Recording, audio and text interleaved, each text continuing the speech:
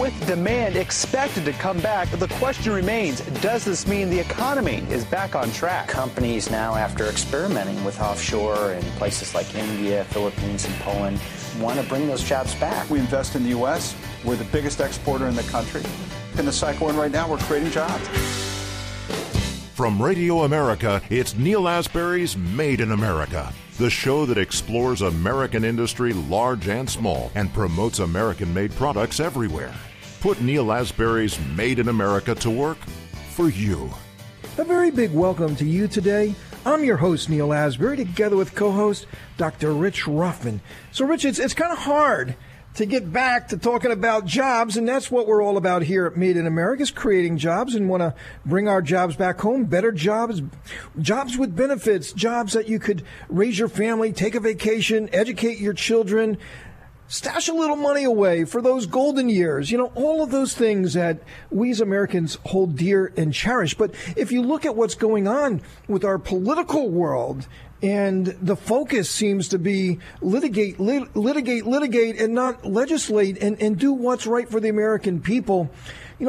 We just got to stay focused. And Rich, thank God for Made in America here at Radio America, because we are staying focused on what matters most, jobs for the American people.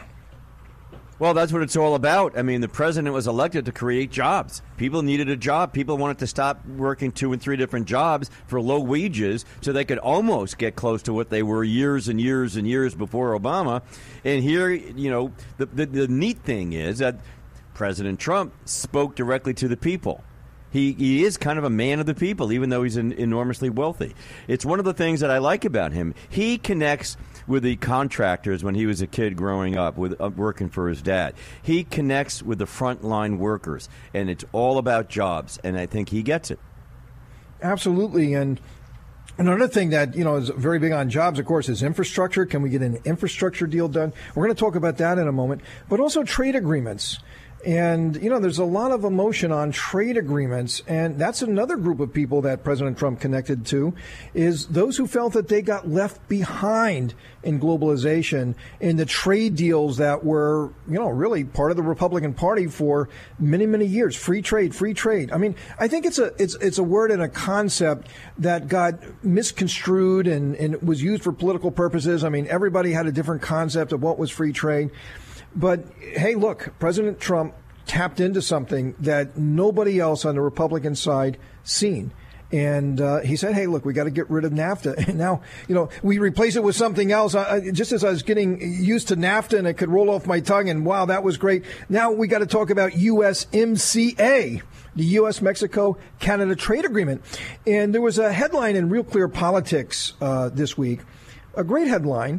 Pelosi demanded better trade deals, but ignores the USMCA, the U.S.-Mexico-Canada trade deal that President Trump negotiated. And that was a commentary, and it was written by Liz Harrington, who also happens to be the national spokesperson for the GOP and also happens to be with us right now. Liz, welcome to Made in America.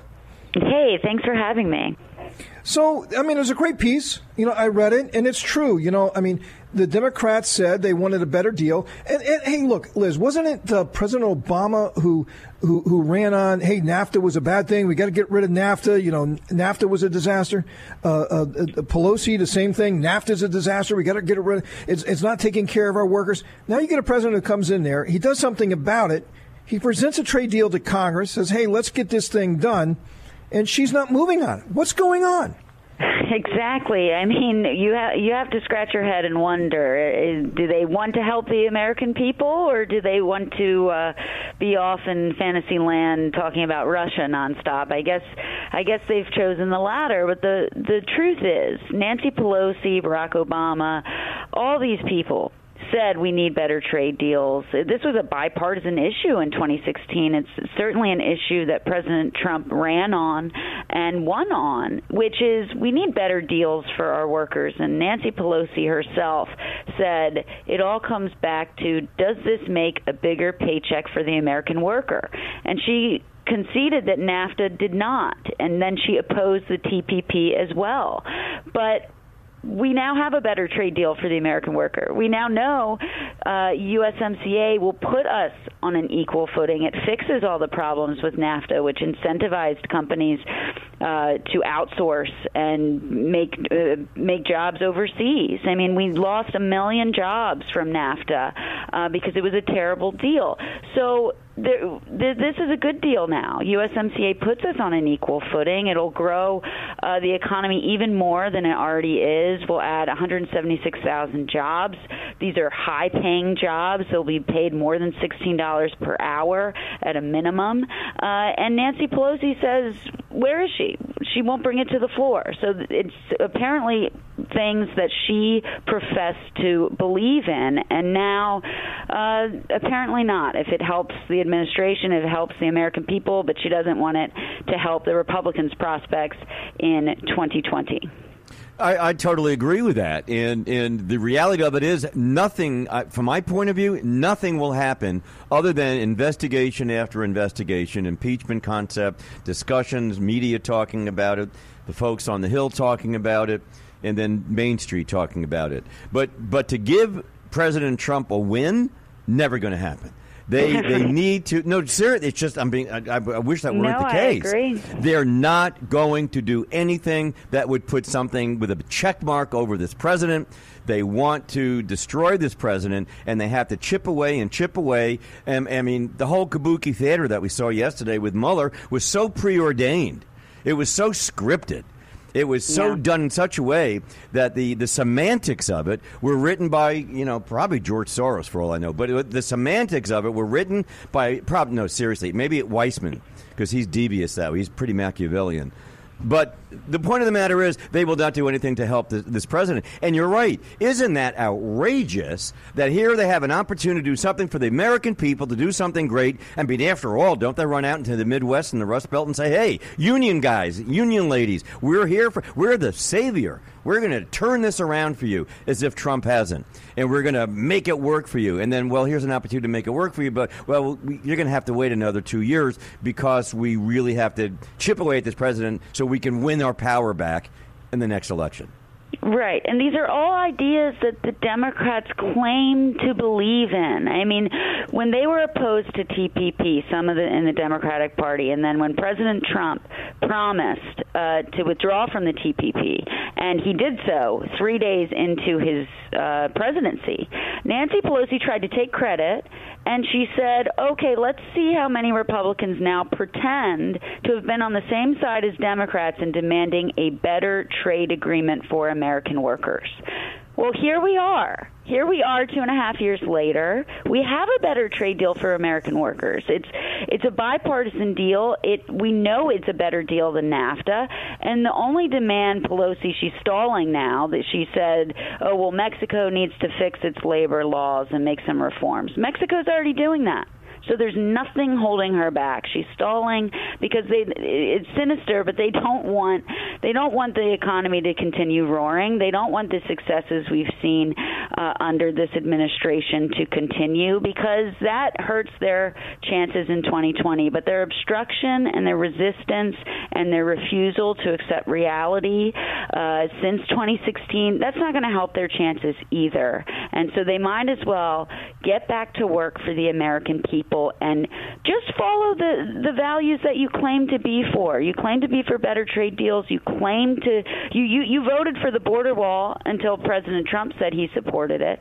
You claim to have ideas on border security during the shutdown. Where are you? Nothing. They refuse to work on any of these issues. Meanwhile, the administration is proving day in, day out, we're the party of ideas. We're the party that's actually working to fix the issues facing this country. And Democrats, they're nowhere to be found. So, Liz, what do you think about the infrastructure deal? Because that's another big job creator. And, boy, I mean, that seems to have bipartisan support. I mean, wouldn't it be wonderful you could just kind of package these two things together? Hey, we got a great trade deal. We all agree that we wanted to do something better with NAFTA, and here it is.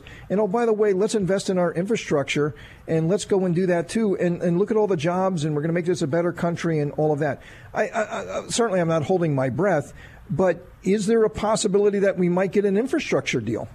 Well, there certainly could be. We know President Trump is willing. He's always been willing to negotiate on this, but we're not going to negotiate when you smear this president. That's not negotiating in good faith. You can't accuse him of a phony cover-up when, in fact, he's declassifying everything. He wants all the truth to be out there, and he was completely transparent in this ridiculous special counsel investigation. The fact is he's put everything out there. He's not covering anything up, so you can't continue to smear this president with Nancy Pelosi dangling impeachment to a radical base on one hand, and then on the other say, oh, let's make a deal on infrastructure. And another thing about the infrastructure, it's not going to be a so-called Green New Deal in disguise either, and it's not going to be a tax hike, and it's not going to be policies that will grow government and hurt the booming economy, which is what the Democrats want. They want to hike taxes and they want to increase spending. No, it's going to be a good deal, but Democrats have to come to the table in good faith, and clearly they're clutching to this crazy conspiracy theory and just demanding another do-over. The Meuller report that cost us a fortune in taxpayer dollars, it wasted, even though there was no evidence. We can't negotiate when that's all they're doing is obstructing and these endless investigations. It's just not in good faith. Hey, Liz, do you have a couple of moments to stay with us? We got to take a quick break here, but a lot more to talk about. Sure, we'll do. Hey, we're with Liz Harrington, national spokesperson for the GOP. Lots more to talk about. Very fascinating, exciting stuff. You don't want to miss it. Stick around. We're going to be right back. Made in America.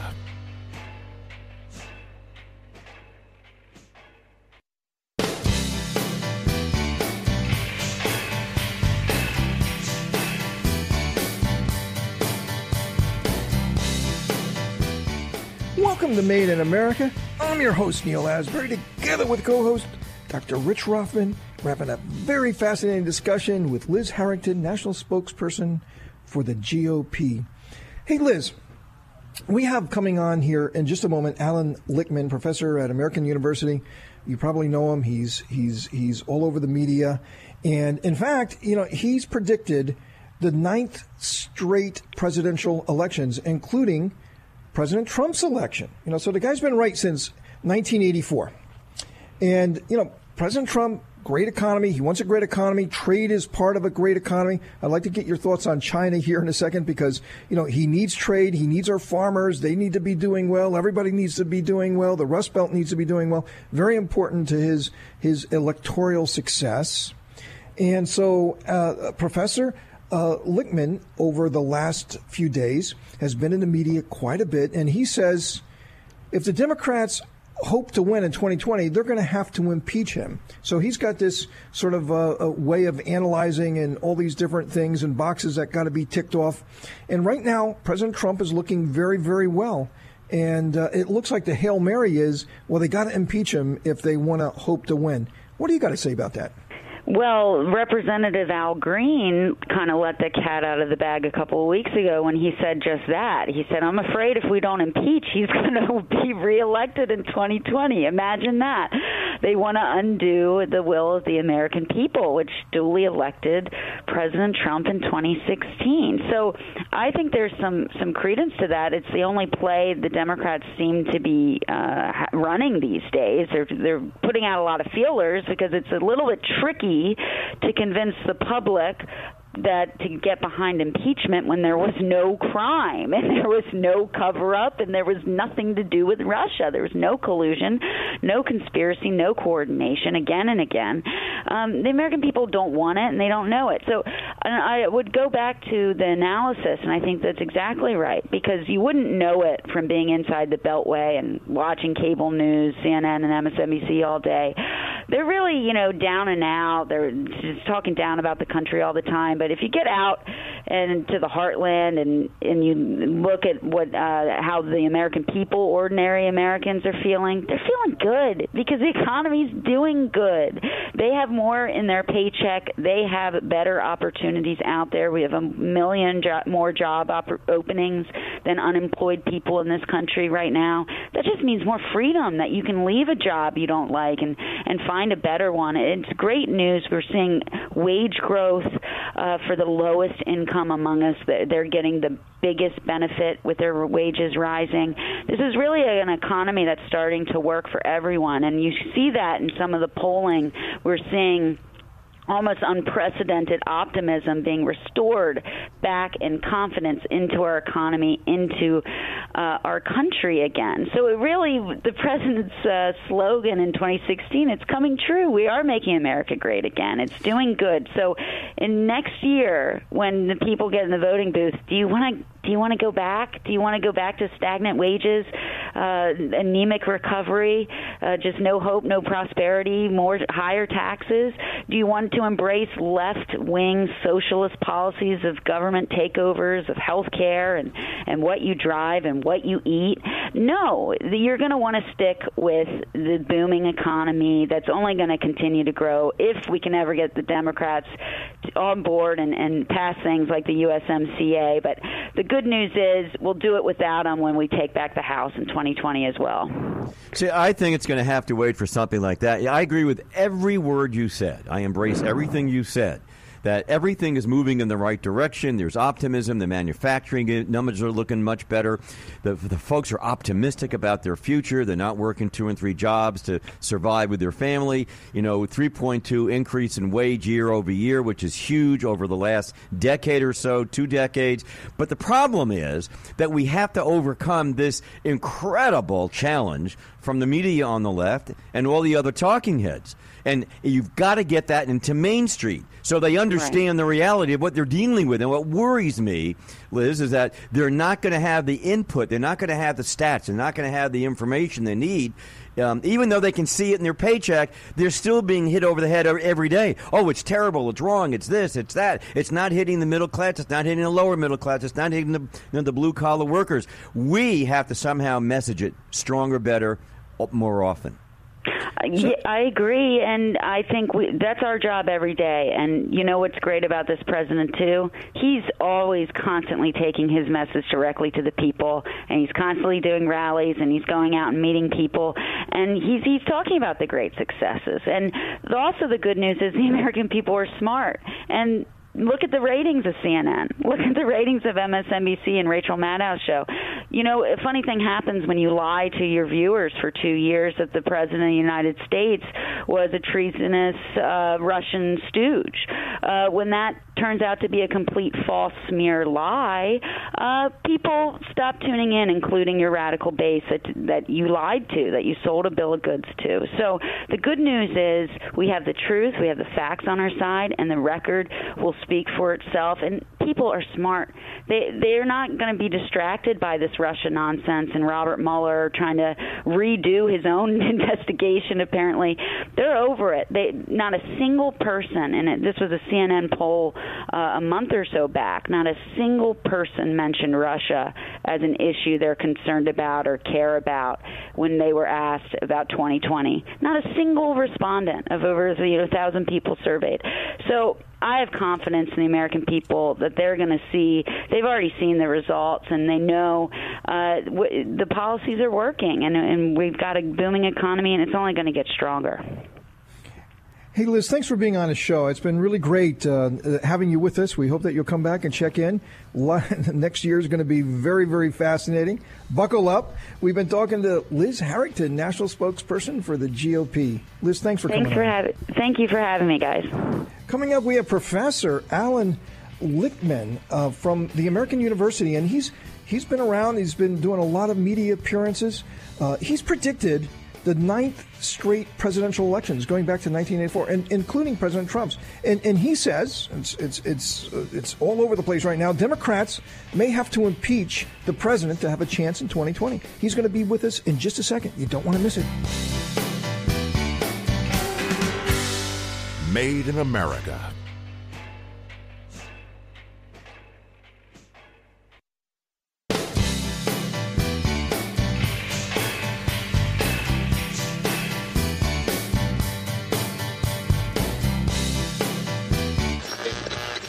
Sharply higher at the open, stocks continued to perform well over the course of the day Tuesday. And I think that bodes well here over the next couple of years for having bigger demands coming to this country. Now, more of Neil Asbury's Made in America. A very big welcome to you today. I'm your host, Neil Asbury, together with co-host Dr. Rich Rothman. Hey, Rich, we got a very fascinating guest, been doing a lot of media appearances. He's predicted, get this, the 9th straight presidential elections, including the last one in 2016 when President Trump won. That goes back all the way to 1984. He was right, and he's got a system of analyzing what's going on in the country and the mood of the country, and he just simply gets it right. Well, right now, President Trump seems to be doing very well in many of the predictions, and including those of some of the left-wing media, that President Trump is sort of cruising onto an election success. Well, of course, it's so early in the process, who knows? But our next guest, Allan Lichtman, Professor Allan Lichtman from the American University, has been in the media, and this is more or less what he says, is that the Democrats may have to impeach the president to have a chance in 2020. He goes on to say, Democrats need to grow a spine. He's with us right now. Professor Lichtman, welcome to Made in America. So here's kind of like what I'm seeing. And American people, kind of overwhelmingly says, hey, look, let's move on. We've already dealt with that. Let's build the country. Let's focus on the economy. Let's focus on our pocketbooks. I mean, just like you've said a lot in your research, is that the pocketbook issues are very important to Americans. Absolutely. In the last midterm, Republicans lost a House, and they lost because they lost a lot of districts that were typically safe for Republicans. And the people who took on those seats, Democrats, came to Washington to say, hey, look, we're here about policy. We want to move the country forward. We want to do the things, economic issues. We want to focus on what's going to build this country. We're not here, to litigate. And I guess now you're saying that if the Democrats don't litigate, they don't have a chance in 2020. I don't want to paraphrase you or get it wrong. What is your opinion? Yeah. As you say, I've had a system that I've used for over 30 years successfully. It's called the 13 Keys to the White House. Check out my latest book on that. And the way it works is essentially presidential elections are referenda on a range of indicators of the strength and performance of the party holding the White House. A couple of them look at the economy, but they look at a lot of other things as well. And to count out the party holding the White House, they have to have 6 negative keys. 6 strikes and you're out. Right now, Donald Trump has only 3 negative keys counted against him. As you correctly say, it's very early. Things can drastically change in a year and a half, but that's where we stand now. But were the Democrats to move towards impeachment and nail the scandal key, a very important key, that would be a 4th key, bringing the president only 2 keys short of defeat. And let's not forget, impeachment is not a one-time thing. It's a process. You have an investigation in the House in which you can present all the evidence of the president's alleged misdeeds. Then you have articles of impeachment, which are not allegations. Those are formal charges under the Constitution. You're pointing a finger at the president and saying, you did this. That's impeachable. Thirdly, you have the trial in the Senate.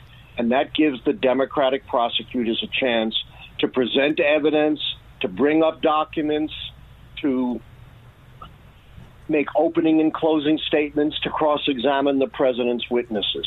This is enormous grounds for the Democrats to bring out whatever they believe are the offenses of Donald Trump. When this kind of process started, and never quite completed, but when it started against Richard Nixon, he was at 67% approval. He was driven down by the public revelations to 25%.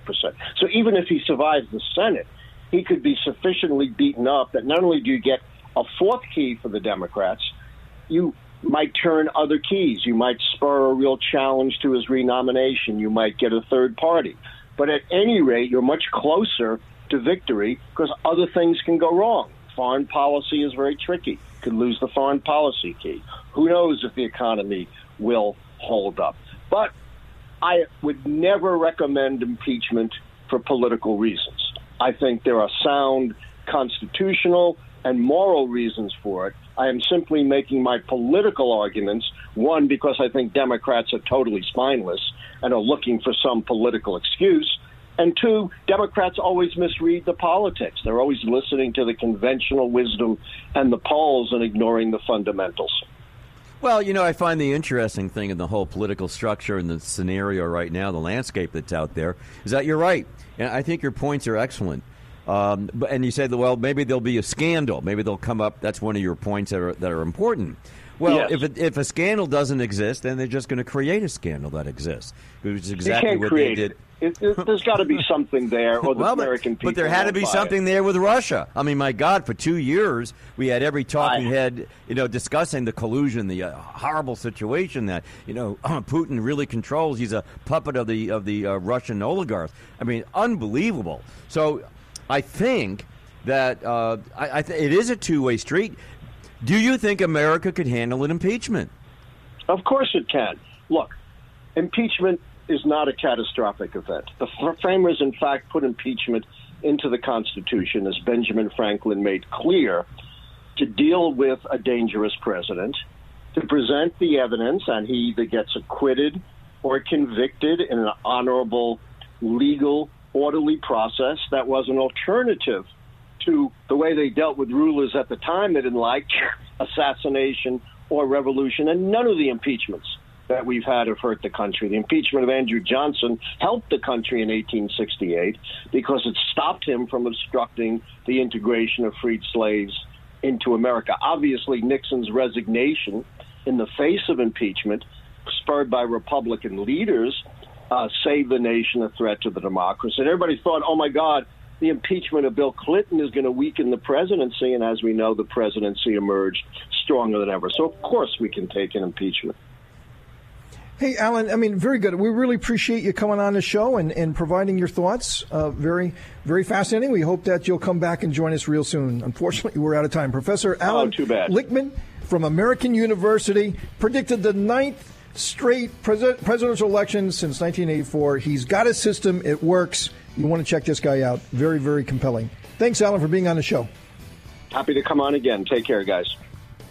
Coming up, we have Jim Kennedy from the Kennedy Institute of Public Policy Research. Going to talk about many things, but we're going to talk about Meuller and his comments. And obviously, he said that would be his last words.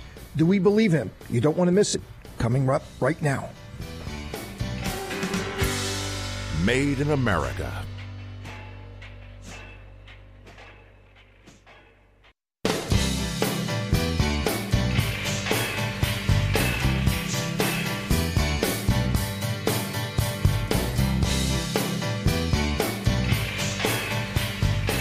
Welcome to Made in America. I'm your host, Neil Asbury, together with co-host Dr. Rich Rothman. So, Rich, a very fascinating comments there from Professor Lichtman from American University about Democrats needing to grow a spine or they're toast.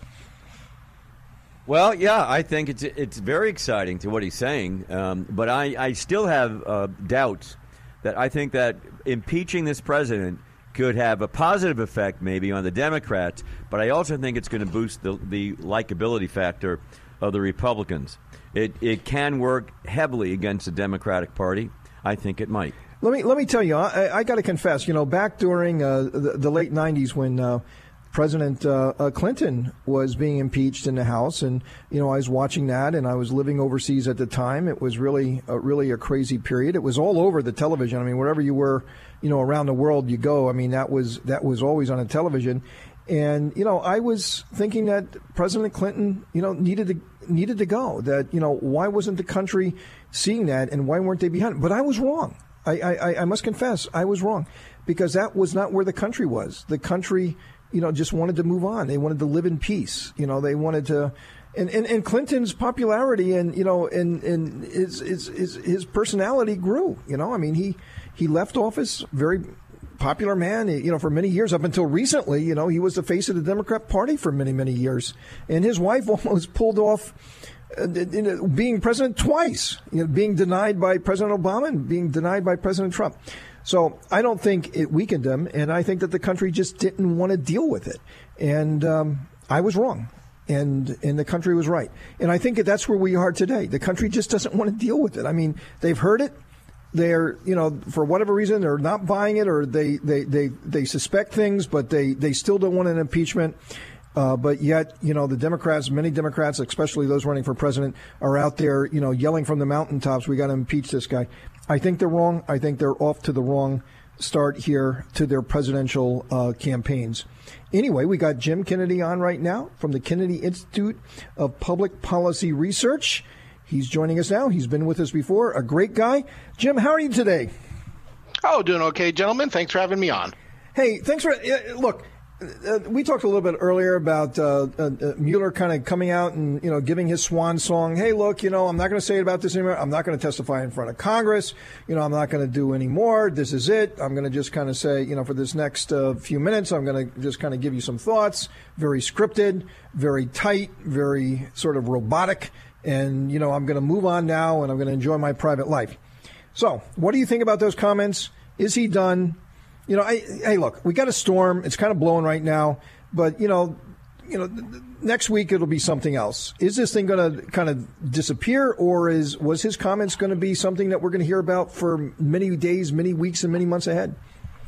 Well, for a guy who wants to just disappear into the background, his comments didn't really help him do that. They kind of bring up some more questions, especially on the Democrat side. They're desperately thinking there's more there now, that maybe simply because he was a sitting president, Trump wasn't considered to be indictable, according to Meuller, and they still want to believe it. Remember, the Democrats every morning wake up, especially those in Congress, thinking that today is going to be the day that some piece of evidence, some piece of data, some smoking gun is going to appear that will basically kickstart this impeachment on Trump thing. They will find some piece of data that someone will come up with either in the Atlantic or from WAPO or from HuffPo that'll just basically nail Trump and prove that he's a criminal. They all know that he is.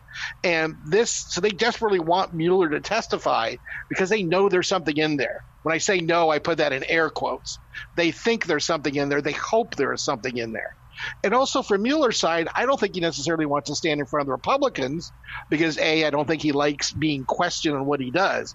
He is a former head of the FBI. He's a very man of high stature. And I don't think he likes being questioned because even before, when he has gotten into trouble and found to be basically done things that were quite improper, he doesn't question his actions at all and said he would do nothing. He would change nothing about what he did, even after he cost the federal government $6 million in a lawsuit for wrongful prosecution. Well, yeah. I mean, I find astounding that his ability to choose his words yesterday. I just loved one of the final comments that just nailed it. If we had confidence that the president clearly did not commit a crime, we would have said so. Really? Is that the function? Is that how our justice system works? I'm sorry. I just forgot about presumed innocent. That went right out the window with that statement because now we have to presume we're guilty and we're going to find the reason to find you innocent. Isn't that kind of an inversion of what's supposed to happen? No, absolutely. You're absolutely accurate on that. I mean, it's like no one has called me and told me today that I'm innocent of any crimes that I might not have committed. And you don't do that. You basically either charge a person or you don't charge a person. If you charge the person, you say, this is why I'm charging them. This is what we believe they've done wrong. Here's the evidence. And we will display this all in a court of law through process. If you don't charge somebody, you don't leave their name hanging in the air saying, well, we really couldn't charge them, but we really think they're dirty too. Well, it's like, well, you're either, like we said, innocent or not. Okay. You don't leave that hanging there because all that does is that's just fodder for the Democrats. Now, again, they know that there's something out there and they know that they need Meuller to talk about it and tell them what it is so they can get their impeachment hearings going. Jim, very fascinating. I mean, it's going to be an ongoing topic. We always love your comments. Thanks for coming on the show. Jim Kennedy from the Kennedy Institute of Public Policy Research. Hey, look, Dr. Rothman and I are going to be right back. Still a lot more to talk about. You don't want to miss it. Stick around.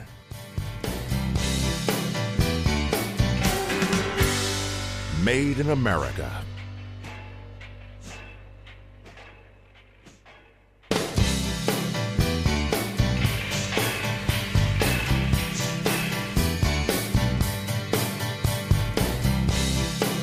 Welcome to Made in America.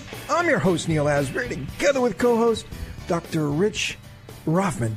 So, Rich, I mean, here we are, a couple of entrepreneurs all over this country of ours, thinking about, what do they do next? What's the way forward? What's going to happen in our country? You got all this nonsense talk of impeachment. You've got the Hail Mary of the Democrats, losing the election, at least as it is today.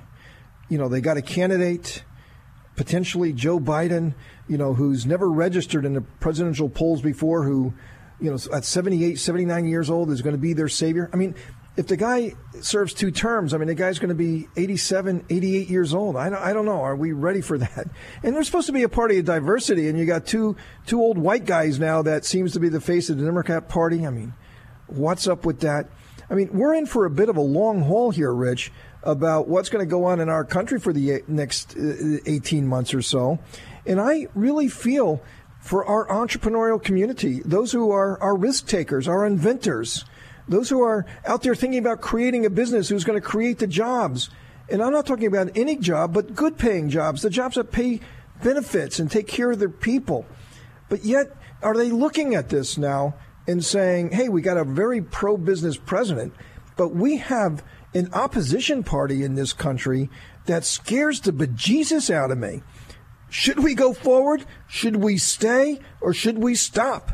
Rich, what do you say? What advice would you give to those people sitting at the kitchen table right now with Aunt Rose and Uncle Clyde, and they're talking about building this business, and hey, can I get some money? And you got your grandma and your grandpa, and you're all trying to put $5,000 together to go start a business. What do you tell them, Rich? Do they go forward? I thought about this, and I would go bowling. I think I would go bowling for a while, and they can have a couple of beers and maybe a hot dog or two. I would say we are, the interesting thing is true entrepreneurs, I believe, know where we're at in this country, Neil, because we have to know where we're at in this country. Look, you run a much larger organization than I do. You're all over the place with all these different companies. But I know you know what's happening in your wheelhouse, and you know what's happening in the marketplace, and you know what's happening in the finance community. To a degree, I do the exact same thing. I know what's going on in the finance community. I know what's happening in the market that I deal in, or the markets that I deal in. I maintain those relationships. I talk to a lot of people. I interact in seminars. But Rich, what happens? I'm on top of my game, and so are you. And entrepreneurs, by definition, need to be on top of their game. They know. But here's what happens. When the market gets tight and there's uncertainty in the financial markets, they stick with the very large sort of credits. Those that they can spread the risk. And the people that suffer first when the markets get a little bit sideways are the small businesses. In our entrepreneurs, our inventors, they're the ones who start to see that spigot turn off in credit because of the uncertainty. And hey, look, whether there's any merit to it or not, when you're starting to talk about impeachment and you get, the Democrat Party, a very powerful party, here in the United States, and if they get really truly behind this, I'm just afraid that those people, the most productive people in our economy, our small businesses, are going to get turned off. The credit source for them is going to get turned way back. And, we're going to not be in this economy that is really growing and doing what's right for the American people. So then all the more reason why entrepreneurs in this country have to make sure the right person gets into in the House of Representatives, in the Senate, and particularly in the White House. We have to ensure that we're in an environment that's not what it was during the Obama administration that was, by lack of any other word, restrictive. It just wasn't allowing growth. It wasn't allowing, us to expand with confidence because there was no confidence. But having said that, we're in a position right now that when things get tight and I see what's coming on the horizon, because I know what's on that horizon to a degree, then that forces me to rethink what I'm doing. And it actually, in the long run, I think it toughens up an entrepreneur because you have to survive. So you have to figure out a way to do that. So I think it calluses me to a lot of things. And I've been through a lot of ups and downs over the last 35 years. And, another thing, Rich, is that, we talked about trade earlier today with Liz Harrington, national spokesperson for the GOP. We talked about the USMCA agreement. But there's a lot of other trade agreements out there that's pending that could help the American people. And we got to solve this China thing. A lot of small businesses are getting hurt. We got to do that. Hey, well, Rich, maybe, you know what, Neil, we could, in a future show, we probably should focus on that a little bit more and explain the realities and how it hits Main Street and what it means to the individual businesses in terms of trade deals, good, bad, or indifferent. I think it's a great topic to That's right, delve Rich, into. because we're the voice of the entrepreneur, and we want to be that voice. We want to convey to our listeners and to Washington, and we just want to shout it from the mountaintop that how important you are, the entrepreneurial community, the small business. You are the backbone of our country. You are our prosperity. You're our strength. You are what keeps us going. We're here for you. But unfortunately, as of today, we're out of time. We're going to be back again next week for another adventure of Made in America, where we never stop fighting for you, your jobs, and everything you do to make this a better country.